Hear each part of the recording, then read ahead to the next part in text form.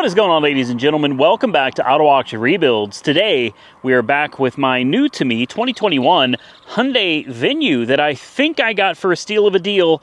Although it is wrecked, it is damaged, but I think we can fix it cheap and we may even be able to make some money off of this one. So this is a rather unique vehicle for the channel, not because it's a Hyundai Venue, those are a dime a dozen, but this one is actually interesting because number one, it is a Hertz rental car. It's the first rental car I've ever purchased on this channel.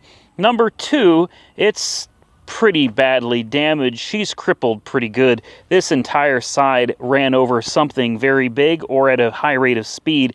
We've got pretty serious suspension damage here. We've got a busted wheel and tire there. There's a lot going on this side of the car, so she's definitely hurt. Next, not only is it a Hertz rental car, get the pun, it's Hertz rental car, it was rented for Uber and Lyft, so this was used for ride sharing. So the interesting thing about this is rental car agencies are self-insured, meaning when accidents happen, a lot of times they are not going to be reported. They're not going to show up on a Carfax report. And cars that could otherwise be salvaged are still going to show up with a clean title. This is a perfect example of that. This is a one owner. It's got 77,000 miles on the odometer. And obviously, after the accident, Hertz decided to push it off to the side and get rid of it. Carfax report is clean. Doesn't show any accidents. It shows that it is a Carfax one-owner vehicle, and it is a clean title. Free, clean, clear title. I got this for about $8,500. In my area, these with similar mileage, clean titles, are going for about $15,000. So there's definitely some meat on the bone of this one.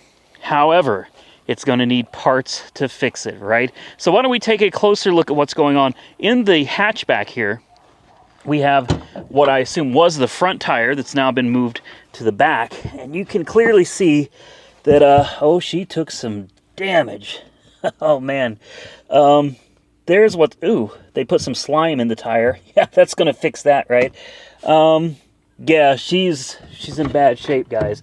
So no surprises to the suspension damage. So my goal in this video, and I don't know if we're going to be able to do it or not, but the goal is to be able to actually repair this car in this video from its current condition to something that we can take out and actually drive on our 10-mile test run. We take it 5 miles up the road, 5 miles back. Generally speaking, that's enough at highway speeds to tell us if the car is going to be okay or not. Back here, I don't believe we have any suspension damage at all, but this wheel is trashed. I'm not even going to bother trying to save it. Obviously, the tire is garbage as well. Fender liner is intact over here. Shock absorber looks like it's fine. Everything under here actually looks like it's in relatively good, usable condition. So that's good news. We need a wheel. I've already got a wheel on my eBay watch list for about $160, $170, shipping included.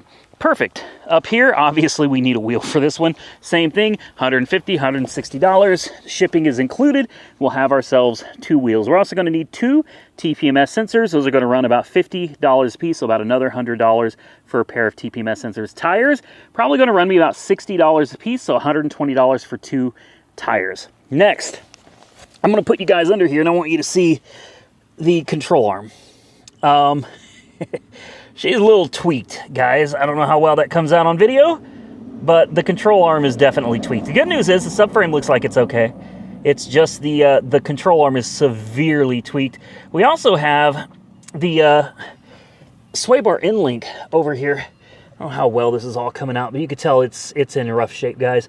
It's rubbing into the axle, I believe, the CV axle, and we have the tie rod in there, and she looks a little trashed. So I'm thinking inner tie rod is junk, control arm is junk, sway bar end link is junk. So we're going to need to replace all of that. All in all, not a big deal. If we can get it into the shop and on the lift, this will be a really easy job to do. Next concern is that potentially, let's take a quick look real quick. The strut assembly. I'm looking up. Looks fine. You guys tell me what you see. But is that strut assembly savable? Is it bent? I see that something is contacted the inside here. I don't know if that's the strut or I mean, this doesn't look like anything of importance. It's an undercoating, or maybe it's a seam sealer, I think is what that is. But I don't see where there's any major damage in here at all. So maybe we need a strut assembly too. If we do, that's about another $200 with shipping. Now, of course, all the parts that I'm getting for this, because it's a newer car and it's got 78,000 miles on it, I'm going with OEM parts. I'm not going to cheap out with the, you know, the really cheap stuff that you can get on eBay. Some of it is new. The strut assembly would be used, but overall, not a big deal. Everything that I'm putting on this car is going to be OEM and in better condition than the parts are that are currently on it. Strut tower looks like it's okay. I don't see anything. I think that strut may be fine, guys. Strut tower is fine. That's a big deal. Even in here, everything looks okay. Same thing over here. So definitely some suspension damage. I think that's about it. We'll check the oil. Oil is, it's probably due for an oil change, but it's not super dirty. Now this is interesting. It looks like it has 8 fuel injectors, 2 per cylinder. That's definitely interesting. 8 fuel injectors just on a 1.6 liter 4-cylinder, an Exide battery. I mean, everything under here actually looks pretty good, guys. I don't see anything leaking, which it shouldn't. It's a relatively new car. Yeah, everything on this looks to be in great shape. Just looks to me like we got a little bit of suspension damage, a couple wheels, couple tires, TPMS sensors, those types of things. And this car may just be all right. We got a ding right here. That kind of sucks. Yeah, we got a ding there and a teeny tiny one right there. If you touch this up, get some duplicolor, touch this up, that would actually make it look a whole lot better. Other than a couple of those teeny tiny dings right there, the rest of the car actually looks to be in pretty good shape, guys. This thing ought to clean up nice. The interior is nice. It's clean. It smells good, which is kind of surprising for a rideshare / rental vehicle. I mean, she actually looks pretty good, guys. No airbags. I don't think we have any pre-tensioners that have gone out. No hail damage. No. We have books. We got books. Got a little touch screen. Some cup holders. A little storage compartment. USB. Very decent little car. And $8,500 was a great price. Unfortunately, after fees and having it shipped here, which it was a local car, but it still cost $160 to get it towed down here because I didn't want to mess with it. You're looking at, believe it or not, guys, $10,000 after fees out the door, start to finish. So 10 grand, we're probably going to need between tires and wheels and stuff. I'm assuming we're going to spend about another $1,000. The labor I'll do myself. We'll take it in for an alignment, oil change.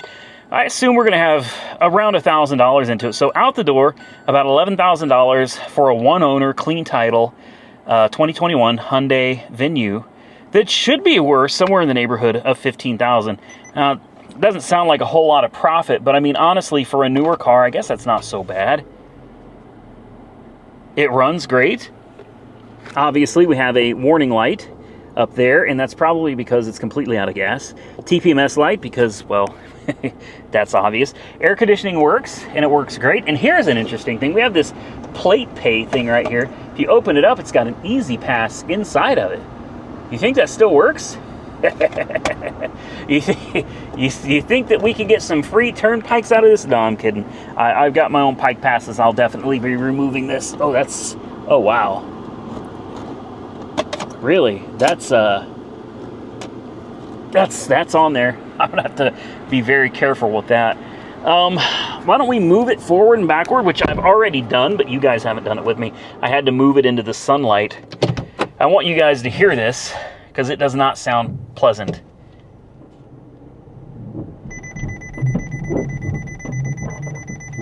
Yeah. And backwards. Got a nice backup camera.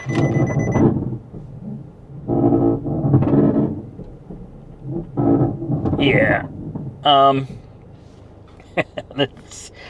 It's not happy, I think is what it's trying to tell us.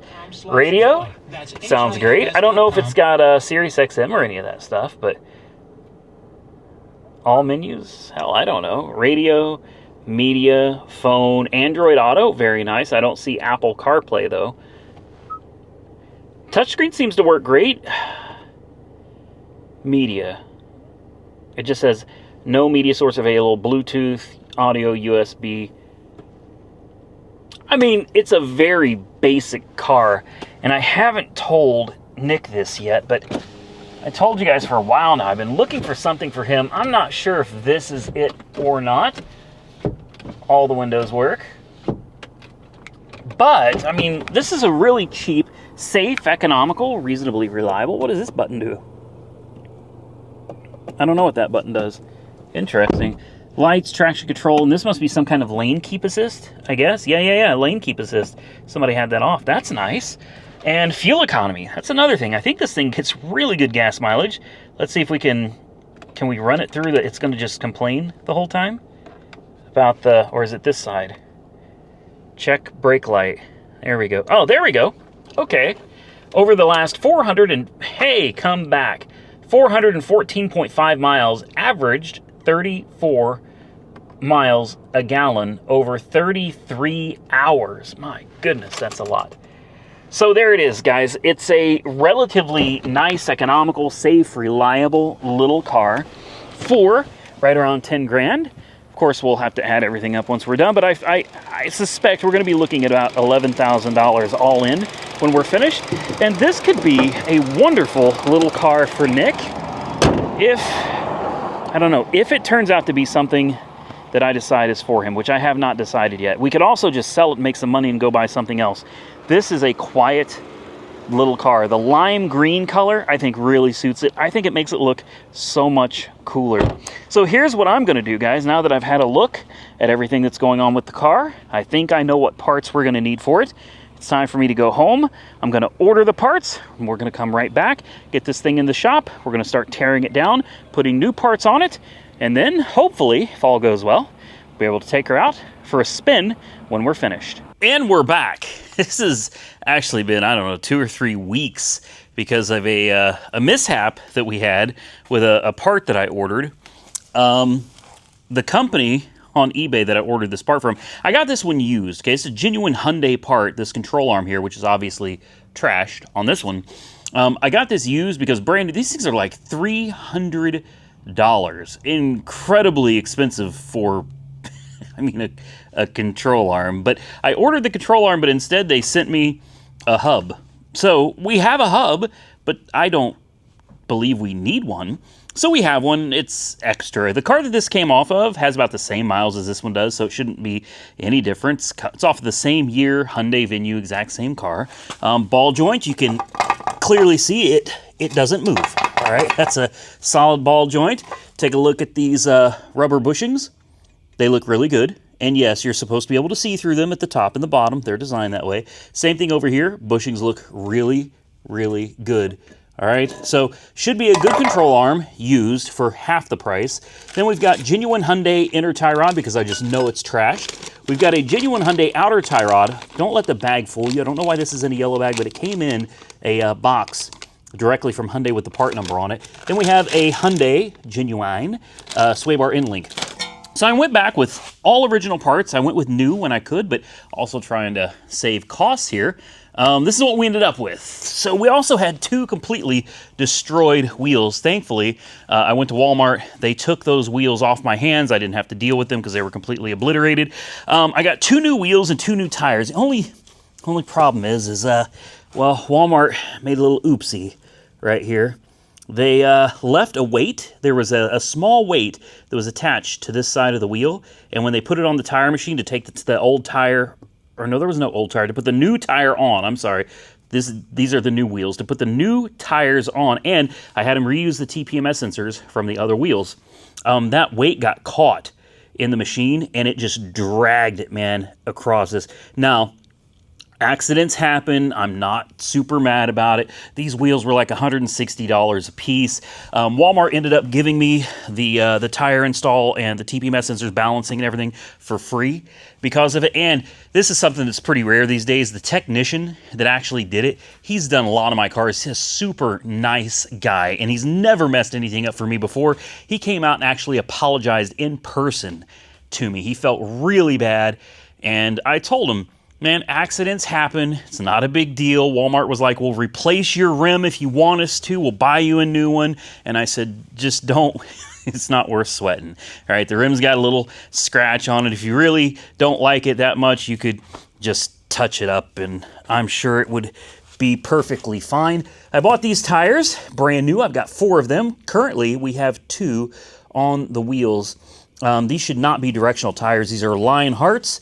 We're going to start by putting one on the back so I can get the back end off the ground, and then we're going to start work on the front, because this is where all the damage is right here, guys. I want to get this thing put back together. I got plenty of clips that we can find the right ones to push back in there, get that fender liner back in place, get it all together, and get it done, because I was going to give this car to my son, but he came out and I decided to let him pick a car out of my entire lot. And I told him, this is probably the one you should pick. And he didn't pick it. So now I have this for no reason. I have absolutely no use for this at all. And now I get to fix it and then send it down the road. Now I got a little trick that I'd like to show you guys. And that is this jack, which is about the only thing I can fit on here easily. And this socket. Take a look. Look how nice that fits. This is a 24mm socket on my impact. And be gentle, don't go crazy with it, but look at this.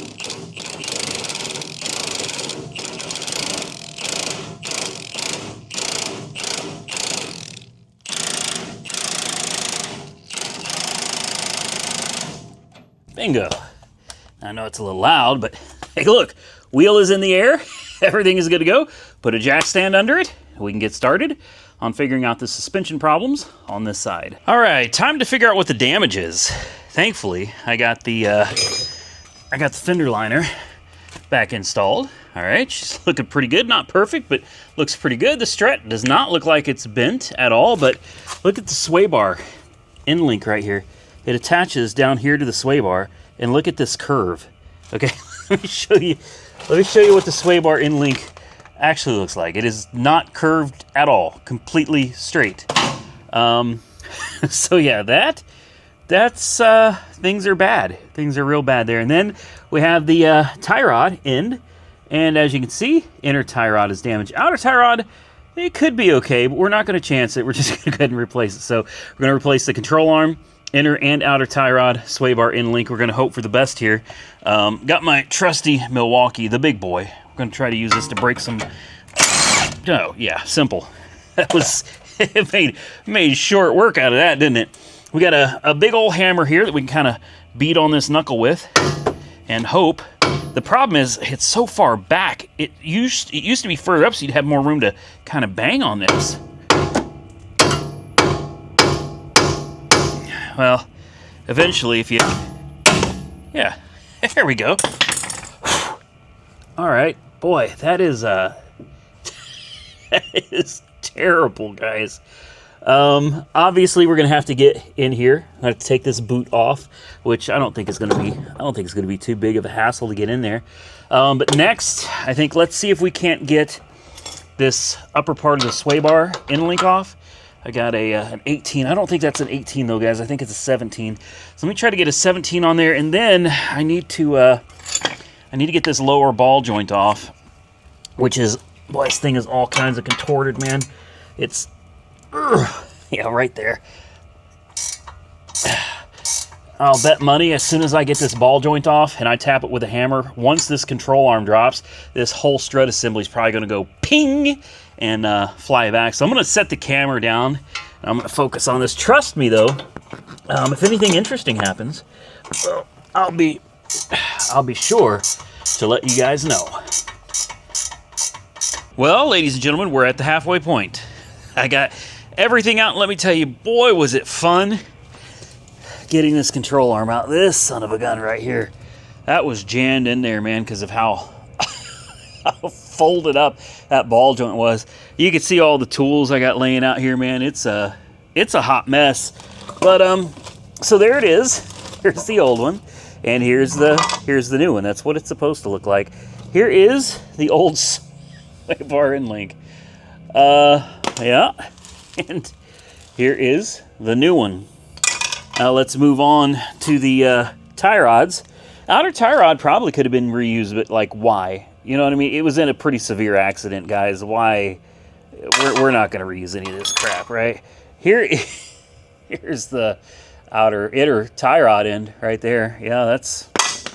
All right, so I got the new tie rod and inner and outer tie rods together, ready to go. Oh, you know what I forgot? My dadgum clip. I'm going to have to take all this back off. And if you're wondering, well, how do you know where to put the outer tie rod? Since obviously the old one was bent and you can't do it by length. Well, what I did, guys, pretty slick. I counted the threads on here compared to the threads on here. You see how clean everything is until you get to about right here? That is 7 threads. You can count from the very bottom, 1, 2, 3, 4, 5, 6, 7. And at 7 threads, that is where it starts getting clean again. So I counted when I put my adjuster bolt on there, 7 threads up, and then I locked it down. It's not going to be 100% perfect, but it's going to, trust me guys, the alignment will be perfectly fine on this. Besides, it needs to go in for an alignment anyway. After, you know, an accident like this. Anyway, I get to take all this back apart again because I forgot this one piece right here. Kind of important to hold the boot in place. So let me do that. I'll start putting this thing back together, and maybe, if we cross our fingers, we'll be able to take this thing for a drive. Man, am I frustrated, guys. I've been out here wrenching on this. I thought I was done. You know, I was excited. You guys may notice we got an extra part sitting out here now, don't we? Yep. This extra part here is the loaded strut assembly. Maybe you can see by the way it's rolling, we have a problem, Houston. That sucker is bent, and I mean she is bent bad. Look at that. Wow. Yep, that, I mean, you could see the crease right there, man. That ain't gonna work. So I went ahead and I put everything back in that I could. We've got the control arm in, bolted down, done. Axle's in place like it's supposed to be. Sway bar end link is partially mounted. I've got the inner and outer tie rod. Inner tie rod is locked down, ready to go. Outer tie rod, I'm gonna have to recount the threads and then lock it down, but I'm gonna wait until I've got the loaded strut assembly back in here. So back to the drawing board. I've spent weeks, and here I am. Gonna have to order another part, probably gonna take another week. So this video continues, guys. Stay tuned. I'll tell you something though, that strut comes out super easy. I couldn't believe this is all there is to it. This is it. This is how the struts are held in on these cars now. A little rubber and metal mount, like just a little bushing, drops right into the hole where the strut goes. The strut stud comes through this, and you torque it down. That's it. There's no more adjusting bolts or anything. It's just this. That's all there is to it. Freaking crazy. I think I need to maybe wash my knees. I got to get cleaned up. My fiance's got chicken for dinner, and this thing has now got me a little bit ticked off. I should have ordered the strut. I considered it because I was like, man, it's probably bent. But I was like, nah, I'm going to save myself $200. Nope, you just cost yourself another week. Guys, we'll be back when the new strut comes in. It is time, ladies and gentlemen. I didn't bother filming anything else. There's really no reason to. We've got all of it done. Take a look at that. She's back together. She's ready for her first drive. If I did it right, which I probably didn't, it won't even need an alignment. If I did it right, we'll be able to take this thing out of here and take her for, it's the first drive. We've been waiting. God, I've had this thing down here. It's got to be over a month. Anyway, all the parts have been replaced except for the spindle because I really don't believe we needed it. Everything is installed. Everything is tightened down. At least I hope it's all tightened down. I hope. To do that inner boot, to get it resecured, because I had to pop off this metal piece, right? I used a zip tie, a really large zip tie, and I tightened it as tight as I could get it, and I clipped the end off. That has always worked for me, but as you can see, new outer tie rod inner tie rod, new sway bar in link. We've got that new strut installed now, and everything is back together. New control arm, of course. She's good. All that's left is this wheel. The finishing touch right here, guys, and I'm so excited to finally be able to put this on the car. It's been a long time coming. Let's see if I can do this one-handed without destroying my new wheel. Come on, get on there. There we go. And there it is. That's it. You know how good that feels? You know how good that feels? Oh, it's unfortunate that Nick decided he didn't want it. I had no reason for doing this project on the channel, guys. None. I did this because I was buying this for him, and I thought for sure he was going to love it, and he didn't. So, literally, I did this project for him. But I guess now I can... There's a couple things I could do with it. I suppose I could sell it, see if I can make any money off of it. Probably not. I could try to put it on Toro, or, you know, rent it out. It is a clean title. It's newer. It's low mileage. I don't know. I guess it'd probably do pretty good. For now, though, before we do anything, we got to button up the lug nuts, close everything up, check the air in the tires, and then take her out for a maiden voyage and make sure that she runs and drives like she should. You know what time it is? We're finally going to take this thing out for a drive, guys. I'm hoping that it does well.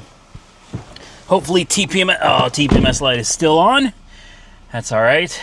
Probably just need to drive it a little bit. Let me get buckled up. I got my phone on me, booster pack, water bottle. We're good to go. Let's see how it does. So immediately I got greeted with a brake light out warning light, so that's nice, along with that TPMS light. Hopefully we can just back right off of this thing, close this door, and take it for a drive. The key is, will the steering wheel be straight or not? I'm excited, guys. Let's go ahead and close this door. And there she goes. Oh, man. Nick picked the wrong car. I know you guys are going to disagree. Believe me, I already know you guys are going to disagree. He ended up picking that 2007 Saab 9.3 Aero. And I swear, I think he should have picked this one. I really do. Moment of truth. Oh, wow. Are we going to have any clunks, any rattles, any... We're going to take this thing, guys. We're going to try to do the 10-mile round in this. It's actually not a bad little car at all. I almost hate to admit that I like it, but I do. Yeah, no clunking. Now the question is, how's the steering? Dead on. Are you serious? Hold on. I didn't finish straightening out my wheel. Look at this. Steer wheel dead on the money. Straight down the road, guys. Look at this. Look at this. The alignment is good. I'm still not touching the steering wheel, guys. Are you serious? Yeah. Oh, and the TPMS light just went out. TPMS light just went out, so the sensors have reset. Perfect. So we have a brake light bulb that I need to address, which if you're going to change one, they come in a pack of 2. Just buy 2 of them and call it a day, right? That's what we're going to do. I can't believe it. This thing drives great. We'll have to try out the cruise control here in just a second. We're going to get it up to 65. And you just push this and then, let's see, like down. There we go, 63 for 65. The cruise is set. She doesn't pull. She doesn't clunk or rattle. Nothing, guys. Oh my goodness. Thank you, thank you, thank you. It's got lane departure. I've got to figure out how to work all this stuff. But the only warning light is a brake light. We're averaging 22.1 miles a gallon right now, which honestly I expect a lot better from this car. And don't forget, I've got 2 more brand new tires for this. I don't like to half-ass things, guys. So I bought a set of 4 tires for this. They were stupid cheap. Might as well do them all at the same time. I want the car to have matching tires. Again, I did all this also thinking this was Nick's car. You know what I mean? I thought for sure this was Nick's car. So, I mean, I really wanted to make sure everything was ready to go on this. And well, now it's got brand new tires. I'll take it down to Walmart or whatever. I'll get the other 2 tires balanced and installed. We'll get a couple light bulbs to fix that brake light. But I mean, overall, everything looks pretty good. Don't know how this lane departure works, but apparently it's active. It's just a warning. That's all it is. It beeps. I had to try it out, guys. I'll show you again. It beeps and it flashes. That's all it does. So there's no like adaptive cruise. It doesn't try to steer for you or any of that cool stuff. If you go over this line, yeah, it just beeps and lets you know. Which that's nice. I mean, I think, I could be wrong, but I think the Hyundai Venue basically replaced the Hyundai Accent. So this is like the base model, bottom of the barrel. This is as low as you can go on the Kia/Hyundai platform. It's about as cheap as it gets, guys. And I think this thing new is just under $20,000, which for what it is, man, it's a great car for under 20 grand. And again, I mean, look at the steering wheel. Everything was bent. Tie rods, control arm, strut, sway bar inlay. I mean, everything was bent up under there, guys. And she's straight as an arrow now. It may not even need an alignment, if I'm being completely honest. I'm pretty good at nailing this type of stuff, man. And I got this one good. I'm happy. I'm going to get it the rest of the way to the 5-mile mark. We'll pull over, we'll get out, we'll check everything, make sure everything is good, and then we'll turn it around and we'll attempt to make our 5 miles back. But guys, I don't think this car is going to have any trouble with that at all. And we made it. Let's roll the window down so we don't accidentally lock ourselves out of the car. Let's just take a quick look around, see how she's doing, guys. So these 2 tires are still old. I'll absolutely get those replaced, but take a look, man. The headlights are weird. When you look at it, you kind of think somebody's driving with their headlights off because you expect the headlights to be up here, but they're not. These are the headlights. These are the parking lights and the turn signals. So this is a little bizarre. I bet people have been pulled over by the police thinking they were driving with only their fog lights on, only to find out they weren't. Look at that sunset too. Now that's a picture, guys. Damn, I wish that could be the thumbnail, but then it would give it away that we fixed it. Oh my goodness. For what it is, it's not a bad looking little car, guys. And yeah, we definitely have a bulb out over there. You can clearly see this one is on and this one is out. Now, sometimes you can get lucky. That one, I can look in there, I can see it is burned out. Sometimes you can tap them. Not gonna happen. That one's totally shot. In fact, I might have one at the house. How difficult is it to get a hold of this? Is it just a couple little Phillips screws there, and then it should have a clicker on the side, pop it out? I might have one for this. I put the spare tire back in. Unfortunately, I never did find the jack, so if you know where the jack is for a Hyundai Venue, somebody let me know. I put everything back in, but there was no jack to be found in this car at all. There it is, guys. A one and done video, quick, little easy rebuild. I got this thing for like $8,500. I didn't pay much for it. It is a clean title. I'm sure I've said that 100 times in the video already. Clean title, one owner, and aside from that little accident that we've already repaired, this car should be good for a long time to come. And look at the fuel economy. Average 32.9. And I've had it sitting here idling this whole time. That is honestly pretty damn impressive, and it rides great. All right, let's get back on the road. Let's see what the fuel economy is when we get back to the Hacienda. This is very rough terrain right here. No noise at all, none. The suspension is absolutely solid on this. And we're off. I'm not flooring it. Again, I don't know this car very well yet, and considering the amount of damage that was under it, I'm trying to take it kind of easy. Let's hit the wipe washers and see if... Oh, there's no... Yeah, that's nice. There's no wipe washer fluid. Nope. That's all right. I can throw some fluid in there. Good Lord, am I already going 70? All right. Let's just set the cruise about here. 65. Looks good to me. And drive it to 10 miles back home, 5 miles, sorry. We'll see where the fuel economy is at, and we'll say goodbye. Well, ladies and gentlemen, it made it. I do think I have the bulb for this thing in my shop. So I'm going to go ahead and pop it out real quick, see if we do have it, and if so, we'll go ahead and throw it on real fast. Might as well. We're already this far into it, right? And take a look. Fuel economy, hard to see, right? 10.1 miles, 33.3 miles a gallon.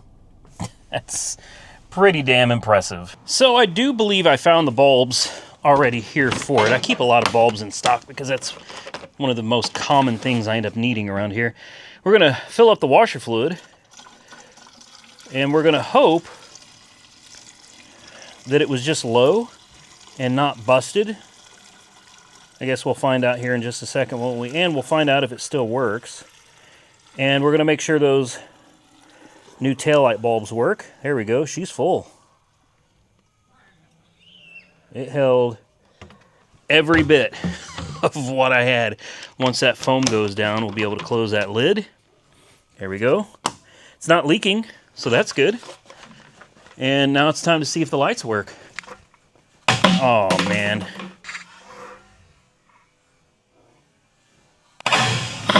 Oh, man. We'll edit that out and make it look like I actually made it. No, we won't. Lights? No. It won't turn the... There we go. Yeah. Light and light.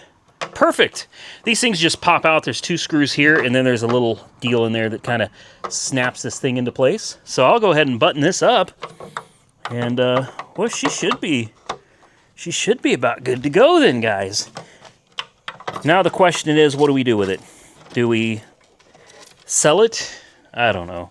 I got it so cheap, being a clean tile and everything, it just kind of makes me want to keep it. Pulling this out is real. There we go. Let's line this up in here, and then you just kind of, there you go, push on it, put your screws back in, and looky there. Shouldn't have a warning light on the dash anymore, unless we're just really, really unfortunate and we didn't actually fix it. Pop that in. There we go. Now, let's start the car. Double check for warning lights. With any luck, everything's gone and she's happy. Hopefully that battery comes back to life. No warning lights. None. Check, make sure signals are working. Yep. And on the front, signal, parking, headlight. Let's try the brights real quick. Make sure they work too. Yep. And let's check the right. Signal, parking, signal, and signal. All right, guys. No more warning lights on the dash. The only thing left to check is the windshield washer fluid. Let's see if it's working now. And there we go. It's official, guys. Everything works. We have fixed everything on this once broken car. I'm so happy. All right, guys, I'm gonna bolt this stuff back in. I guess we're gonna call this video a wrap. All right, guys, I think we're done. Windshield washer works, all the lights work. I've got 2 more tires to put on, which I've thrown in the trunk so I don't forget about them. They're right there. I'm gonna take those probably tomorrow or the day after down to good old Wally World, have them install those tires, so we'll be good to go. This battery, I'm gonna put it on overnight charge. This battery was perfectly fine when this car got here, but it is sat for so long that I guess the battery just finally died on. I'm pretty sure my battery rejuvenator will be able to bring this thing back to life. But if not, no big deal. We'll throw another battery in. It's not the end of the world, but this is the end of this video. As you can see, other than the hood being open and it complaining about it, nothing else on the dash that it's worried about. Even sitting here idling, it's still getting 32 miles a gallon. 78,150 miles. Yes, AC is ice cold in this car, and the heat works as it should. In fact, the heat is way too hot. That is perfect. Looks like we've got some nice little, what do we got, like Apple CarPlay, Android Auto, Android Auto for sure. You've got a USB port down here. I mean, even the books. It's still got the books, which is pretty impressive for an Uber car, right? You got a couple of cup holders, a little storage compartment where you can't really put much. I mean, it is a small car, guys, but honestly, I do kind of like it. I feel like Nick made the wrong choice. I do. I think he picked the wrong car. He went for what was shiny and, you know, a little more exciting instead of what I feel would have been more reliable. I'm going to peel this thing off the windshield at some point, and we'll clean it up. Then I got to decide what to do to it. I don't know. Keep it, use as a great little fuel economy commuter car. Don't really need one. I got my Tesla, and honestly, it'll beat the something. I'm tired. It would beat the heck out of this as far as like the cost of operating it is concerned. I charge it for like 12.9 cents per kilowatt hour, so I can fill it up from dead empty for like $12.90, guys. So even this would not be able to compete with that. So you guys drop a comment below. Tell me what you think I should do with it. Honestly, I think I'm just going to get the other tires installed, mounted, balanced, and then probably send it down the road and cross my fingers that I can make a few dollars off of it. With that, I'm going to get out of here. I hope you enjoyed today's video. If you did, hit the thumbs up button and let me know. Consider subscribing to the channel if you haven't already subscribed. And until next time, stay safe out there, everybody. I look forward to seeing you all again very soon in the next one.